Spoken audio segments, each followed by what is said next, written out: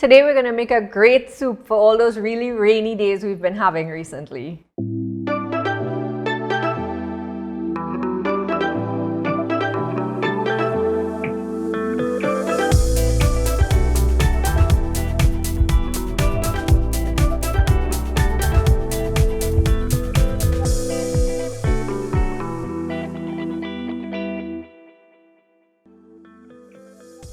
So today we're going to make a 4-bean minestrone soup. It's traditional Italian and it's one of those soups that you could throw anything that's in the fridge into the soup that you want to throw in. So those vegetables that you may not cook out this week that you need to finish, all of those odds and ends of pasta that you might have had in the fridge, all of that could go in here. So we started off with soaking 4 different kinds of beans from Cuisine. My favorite being the cranberry beans. They're not familiar to Trinidadians, but they are very flavorful. Just they aren't as hard as the red kidney beans, the traditional ones. They're just a little more tender. And then we have the traditional red kidney beans, black beans, and the lima beans. So we have them all pre-soaked and we're gonna boil them beforehand so that the soup cooking process will go faster. Okay, so we have our basic pot of water. You don't have to bring it to a boil before you add the beans. You could add the beans in cold and let them come to a boil. And I'm going to start with the red beans because they're a little harder than the rest of them. And let those boil first for a little bit and then add in all the rest. And I'm going to add some of the garlic and onions that I've prepped before. Where's my spoon? Right, and just drop in a little bit of thyme. A lot of people put the stem in. I don't really like the stem, and I don't like to stick my hand in the hot water and fish it out either. So I'm just gonna add a little bit just for some aromatics, and I'm gonna salt it just a little bit, not a lot, because the soup's gonna also be salted. So we're gonna just, in a little bit, when this comes up to a boil, we're gonna add in all the beans, and then when they're nice and tender, we're gonna start the soup. Okay, so our beans have been boiling for about 45 minutes now. And we're just gonna make sure that they're tender, and we're just gonna check. Now, because you're using 4 different ones, I'd recommend that you check each one to make sure that they're all nice and tender, because some boil at different times. So we're just gonna check. Right, so they're nice and all tender, and they all like kind of squish when I press down on them, so they're all ready. So we're gonna lock off the stove. So we're just going to take a slotted spoon and take the beans out from the water so that they stop cooking. And we're also gonna be using the same pot because I do extra dishes. Gonna use the same pot to start the soup. So let's get to there.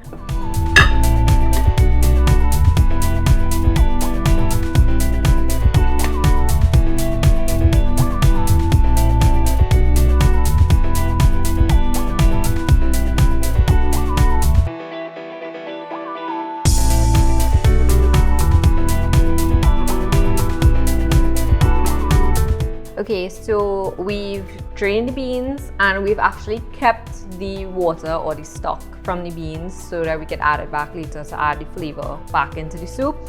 And we're gonna start with some oil here, just a little bit so you can sweat your onions. And I also like to start with 2 bay leaves.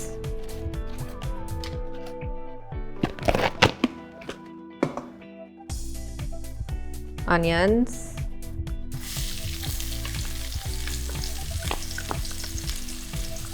now at the base of almost every soup they put 3 basic things, and that is carrots, onions, and celery, or as the French call it, mirepoix. So that's what we're gonna start with, and we're just gonna wait until these onions are almost clear, not really, before we add the celery and the carrots in. Okay, so we're gonna add in, now that we see the onions are almost clear but not quite there, we're gonna add in the carrots. Now I left the carrots kind of chunky because they sort of kind of melt away with the soup after some time, and we still want to eat some of them and not have them be in complete mush. So we're just gonna add all 3 of these, our mirepoix. And this soup is one of those things that has a lot of layers to it, so you have to start layering your flavors from early on, and that's why we started with the onions and the bay leaf and then the mirepoix, and then it's gonna start stacking the things on top of that, and then it's gonna be a really deep, complex flavored soup. So that's what we're kind of trying to work with.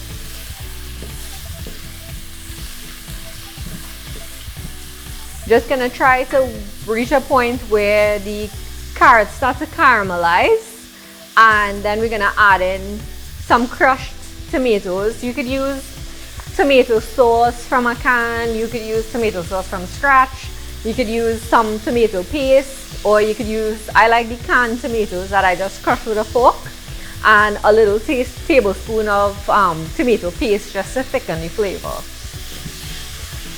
We're going to attempt to do this without splashing on ourselves now. Good luck to me.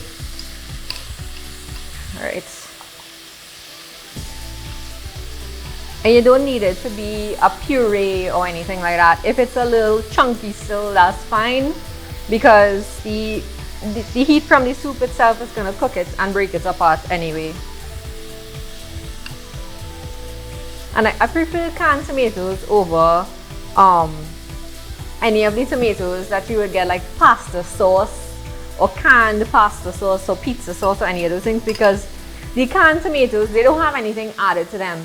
They're just like a blank slate. They might have a little brine, a little salt, but all they are is basically tomatoes, water, and a little salt in a can.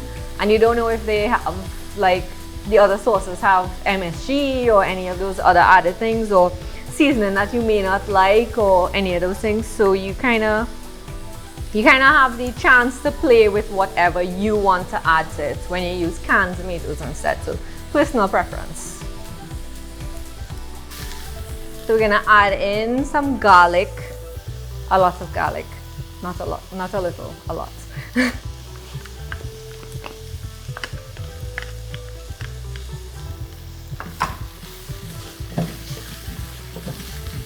And I'm putting the garlic in now because I don't want the garlic to brown the way everything else is already browning in the pot. I want the garlic to kind of stay intact before I add the tomato to it. So if you notice, we also have another pot on the side here boiling away, and that is for the pasta that goes into the soup at the end. You can add the pasta into the soup itself and let it boil in the soup and come out that way, but I find it gets too thick. But that's personal preference again. So I boil it on the side and then add it into the soup at the last minute, like the last addition. Or you could actually make the soup base completely and keep your pasta on the side at all times, and when you're ready to eat the soup and you heat it up, you could add in your pasta at that point in time as well. So it's completely up to you, because I don't like overboiled pasta. I feel like overboiled pasta is not my favorite. I'm using some multicolored spirals today, but you could use any kind of pasta that you feel like. A lot of people try to use odds and ends of pasta that they have at home. Traditionally, that's I think what it's supposed to be. And you could always use tiny shells or orecchiette or any of those kinds of pasta that you like. But I recommend something smaller. You don't want to put fettuccine or like long, big pieces of pasta into the soup, because it gets cumbersome to eat at that point. And you just salt the water. And I'm not going to boil all of this pasta. This is a lot, and that's not a lot of soup. So we're maybe going to do about half. Right. Here we go. So we're just going to give him a little stir. And I count about 7 or 8 minutes for al dente and then pull my pasta out.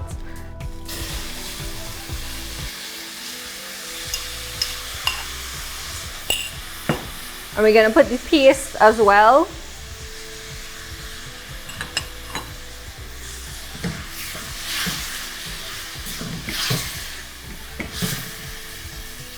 So when you add the tomato paste and the tomato sauce to this, what it does is it stops the caramelization process. So all of that browning that you see in the pot is basically flavor.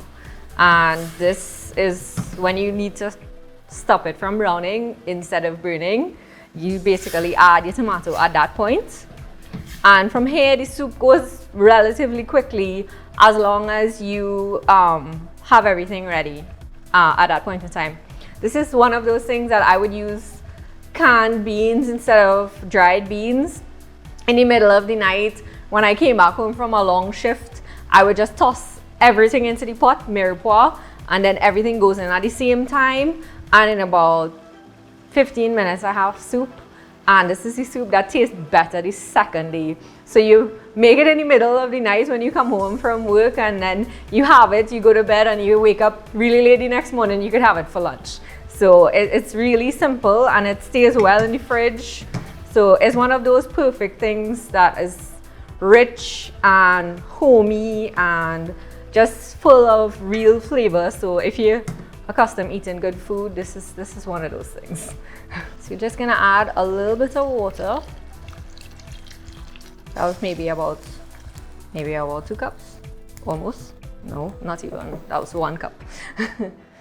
So this is the broth that we got from the beans that we boiled earlier, and we basically gonna just add some of it because a lot of the flavor from the beans is left over in here, and a lot of the protein as well gets leached into the water at this point as well. So we don't wanna lose all the good stuff. So you're gonna add it back.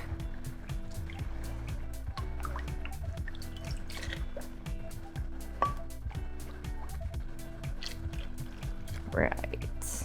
The soup is boiling at this point, and when it reaches a boil, you want to turn it down to the lowest heat possible, or the second lowest heat possible, because you don't want the soup to boil away. You want it to simmer, because the simmering helps develop the flavors, and the boiling kind of tries to destroy it in a way.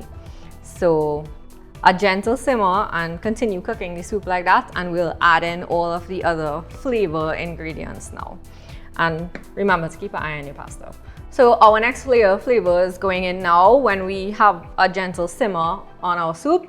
And we have chili flakes, ginger, cayenne, paprika, some white pepper, some black pepper here.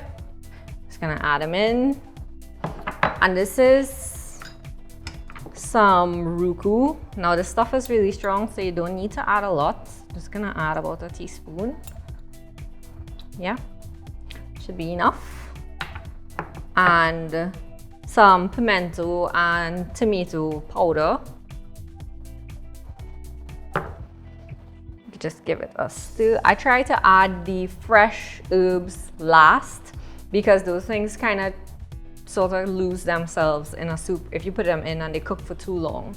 So those kind of go in like around the time that the pasta goes in, at least for me. So the soup has kind of married the flavors, and I'm just gonna add some of the beans. We'll see how much of this I'm gonna add, because that is a lot.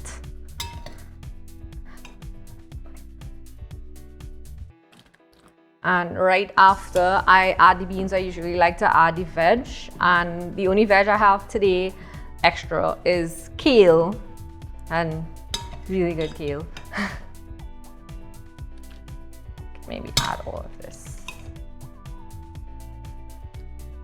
So I wanted to add just some veg at some point because it's kind of representative of some of the things you can add to it. And I just have some kale that I'm going to do just a rough chop and add it in and wilt it into the soup.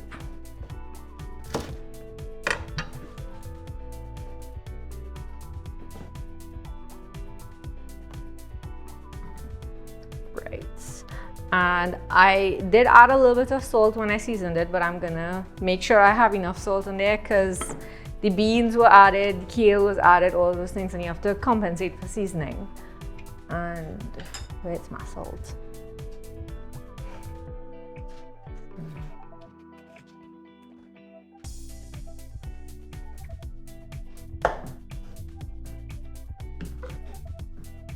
So it's already looking bright and cheerful and smelling amazing. And every time you add something, it smells a little bit different, but a little bit better as well. Okay, so everybody knows kale has this sort of bitterness to the end, and the nutmeg helps to just kind of balance that out. So I'm just gonna add just a little bit. Not a lot, because nutmeg is an extremely strong flavor, right? So just a tad and mix it in. It's just gonna help to balance that kale into everything. And even if you have Swiss chard and all of those kind of more bitter vegetables, it helps to balance it out. So don't be afraid to taste in between to make sure you're going in the right direction.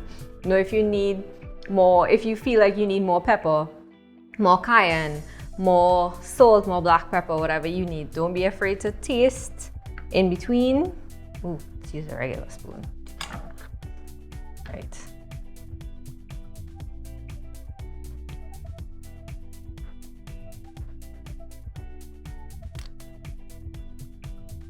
Okay, it's pretty good.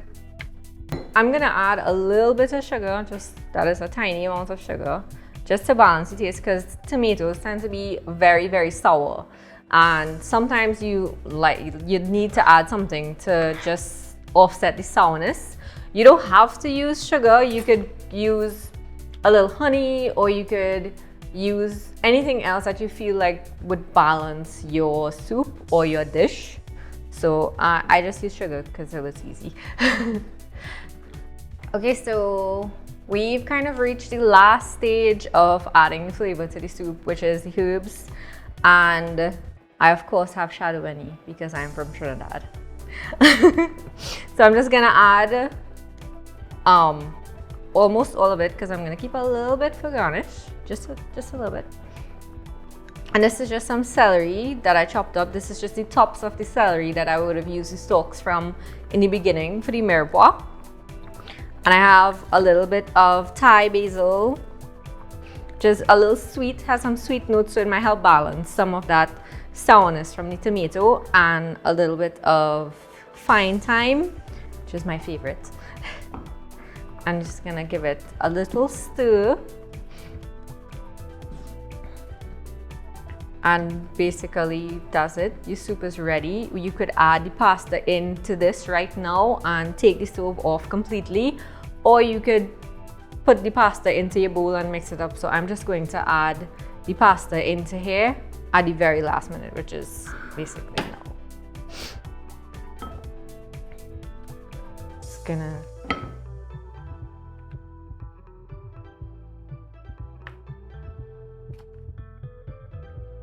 and I'm adding pasta to this one, but the soup itself, you could put potatoes or rice or whatever it is you have at home as a starch into here. And here we go. This is the finished product of our soup, and I'm just gonna give it a little taste.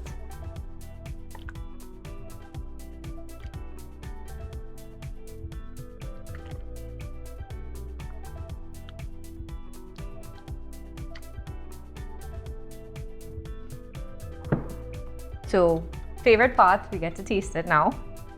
We're trying to get just the perfect bite with everything that we put into it, you know, the mirepoix, the pasta, the beans, the veg, everything. And it's really hot.